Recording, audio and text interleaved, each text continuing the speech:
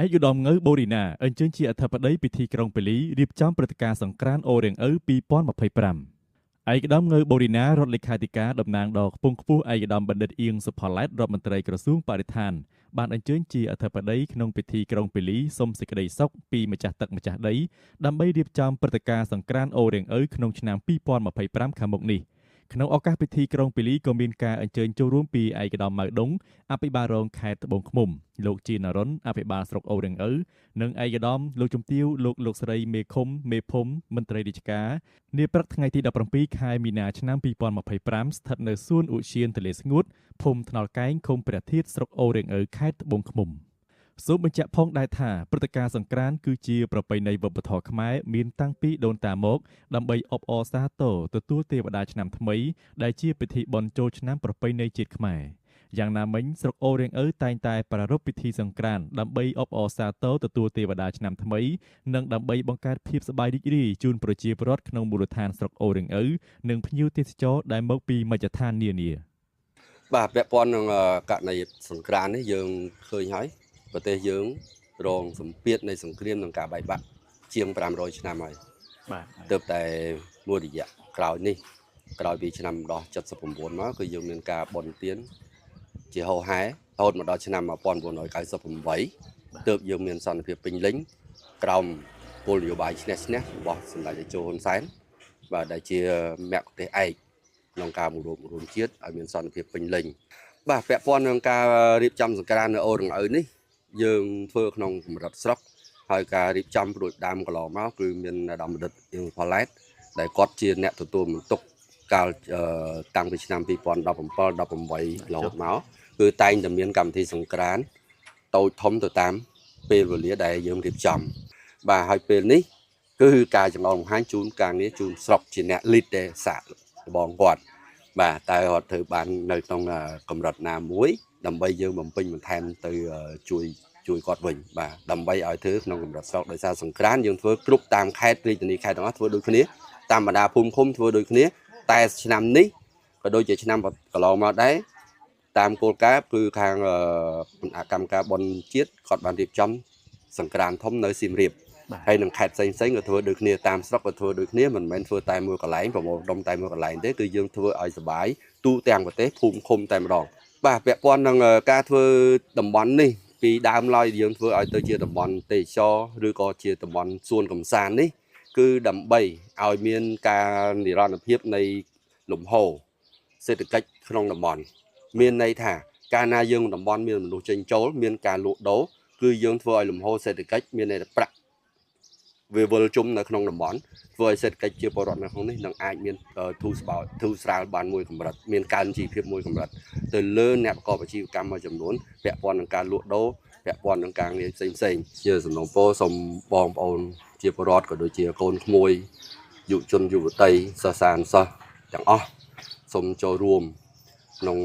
ការសប្បាយយើងនេះតែប្រកបទៅដោយគុណធម៌និងកុំឲ្យមានការរើសអើងគ្នាមានការសប្បាយរបស់យើងប្រកបទៅដោយភាពរីករាយទាំងអស់គ្នាក្នុងនាមក្រសួងបរិស្ថានក៏ខ្ញុំសូមសំណូមពរដល់ពុកម៉ែពីមីបងប្អូនជាពលរដ្ឋទាំងអស់និងក៏សិស្សានុសិស្សមួយទាំងអស់សូមចូលរួមថែរក្សាអនាម័យដើម្បីសុខភាពលំនៅឋានរបស់យើងកុំឲ្យមានសម្រាមពាសកាលគឺយើងប្រមូលសម្រាមកោទុកដើម្បីយកទៅដាក់នៅកន្លែងធុងសម្រាមណាមួយដែលអាចបានហើយចំពោះផ្លាស្ទិកឬក៏ថង់ផ្លាស្ទិកឬក៏សម្រាមដែលយើងថាពិបាកក្នុងការចោលយើងអាចឲ្យកូនក្មួយរបស់យើងប្រមូលដាក់ថង់បាទយកវិចខ្ចប់យកទៅដាក់នៅក្នុងសាលារៀនដែលសាលារៀនមានធុងសម្រាមនិងយោងតាមការអនុសាសន៍របស់អាដាមរដ្ឋមន្ត្រីក្រសួងបរិស្ថាន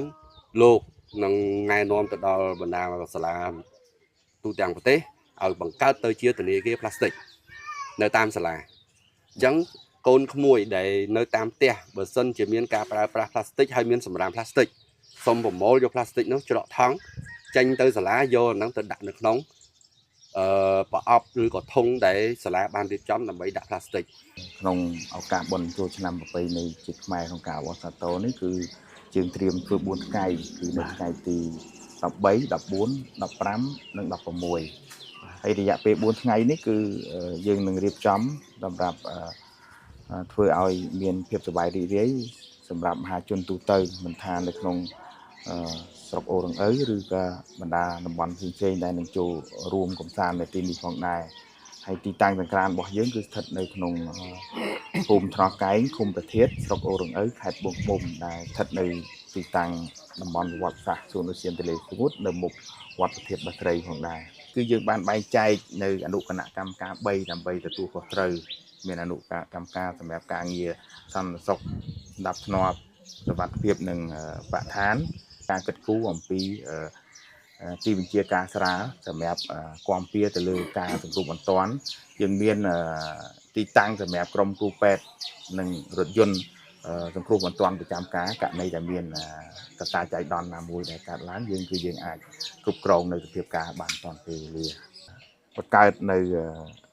ខ្លងគ្រាសង្ក្រាន្តឧបករណ៍យក្សមានមួកយក្សសំយក្សឈ្នាងរត់យក្សអីជាដើមហ្នឹងដើម្បីជូនមហាជននិងប្រជាពលរដ្ឋបានមកពិនិត្យលេងកម្សាន្តហើយនឹងថតរូបជាអនុស្សាវរីយ៍បែងចែកនៅប្លង់សម្រាប់ទីតាំងលេងល្បែងប្រជាប្រិយសម្រាប់អូថាតូដូចជាផ្ទែងព្រាត់បោះអង្គុញចោលឈូងលាក់កន្សែងវាយក្អមអីជាដើម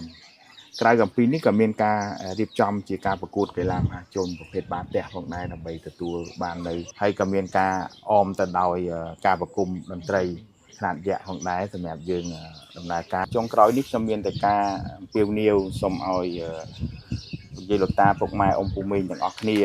ឈាតឱកាសបានមកទស្សនាលេងកម្សាន្តនៅក្នុងសង្ក្រាន្តអូរងឪរបស់យើងឲ្យបានច្រើនផលផុសគ្រប់គ្រងទៅការរៀបចំរបស់សង្ក្រាន្តយើងដើម្បីទទួលបាននៅភាពសប្បាយរីករាយទាំងអស់គ្នាទទួលបាននៅការជួបជុំបង្កើននៅចំណងមិត្តភាពសាមគ្គីភាពនិងភាពសប្បាយរីករាយទាំងអស់គ្នានៅក្នុងឱកាសបុណ្យចូលឆ្នាំប្រពៃណីជាតិខាងមុខឆ្នាំអាសាញ់ដែលនឹងចូលមកដល់នៅថ្ងៃទី14 15 16ខែមេសាខាងមុខនេះដែលយើងមានឱកាសជួបជុំគ្នាដែលយើងមានឱកាសសប្បាយរីករាយជាមួយគ្នានៅក្នុងភាពអនុគ្រោះមួយដែលប្រទេសជាតិរបស់យើងកំពុងស្ថិតនៅក្នុងសុខសន្តិភាពដែលក្រោមការដឹកនាំប្រកបដោយភាពឆ្លាតវៃនិងធម៌ពលរបស់សម្ដេច